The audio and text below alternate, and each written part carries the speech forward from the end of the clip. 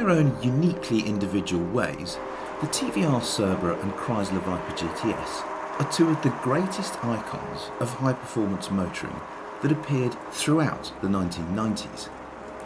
The TVR was as wild as it was wonderful in its heyday, and it contained as much raw genius in its design and engineering as any car produced under the late great Peter Wheeler. And if anything, the VIPER GTS was even more bold in its outlook, considering it came from crusty old Chrysler.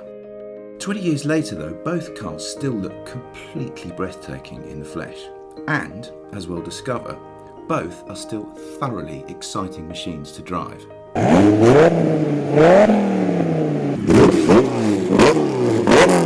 This is quite a trip down memory lane for me, because I used to have one of these. It was the 4.2 admittedly. This is the 4.5, which has somewhere between 400 and 440 horsepower depending what state of tune it's in. I think this one's got just over 400, which is masses of power of course, but the thing that defines the Cerbera now as well as way back when is how little it weighs. It is such a light car, 1,000 kilograms, just a shade over 1,000 kilograms.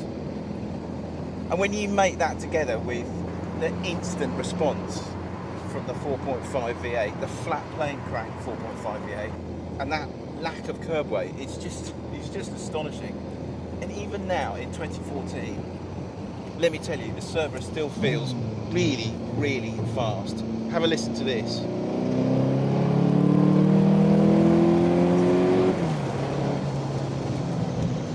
It stops really well too, and again that's just because it's so light. The cabin of this car is it's lovely, it really is. I mean, there is leather on every single surface that you look at.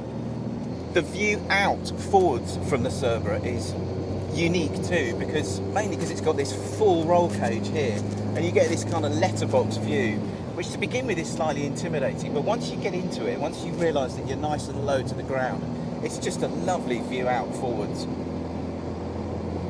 The gearbox in the Cerbera is a 5-speed, and it's by Borg Warner, and it's a really, really good gear change. It kind of feels like you're shifting a rifle bolt when you down change, and the revs can be blipped up so fast. It's got a lovely gear change, this car. It feels properly special, this car, possibly more so now than it did when it was brand new. So you climb into the VIPER GTS, having spent quite a long time looking at the outside of the VIPER GTS, and you just can't help but smile. I mean, the interior of this car is not the height of sophistication, it must be said. It wasn't when it was brand new, and it certainly isn't now. But at the centre of this car always was and always will be this massive grey 8-litre V10 up front, which is probably drowning out what I'm saying, but let's just listen to it.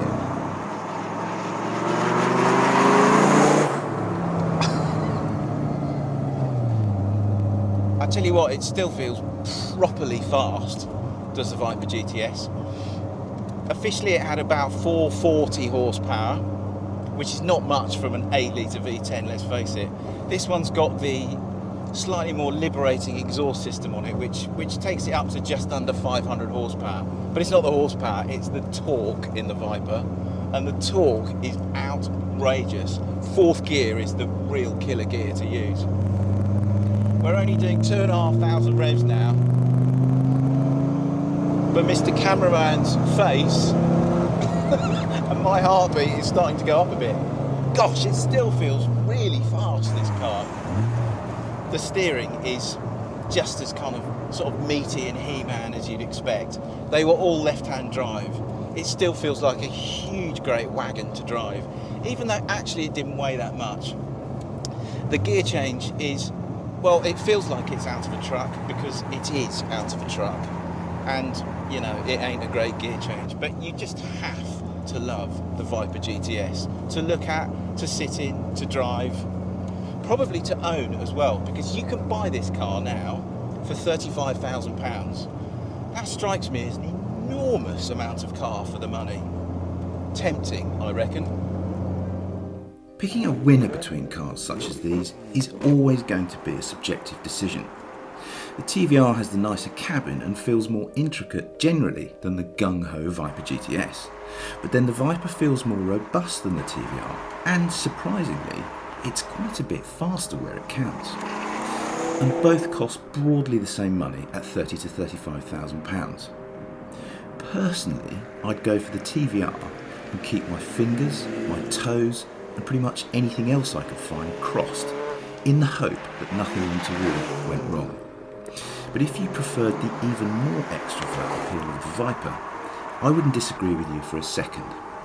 They are both pretty special cars, truth be told. And as a car nut, you'd surely be happy with either of them.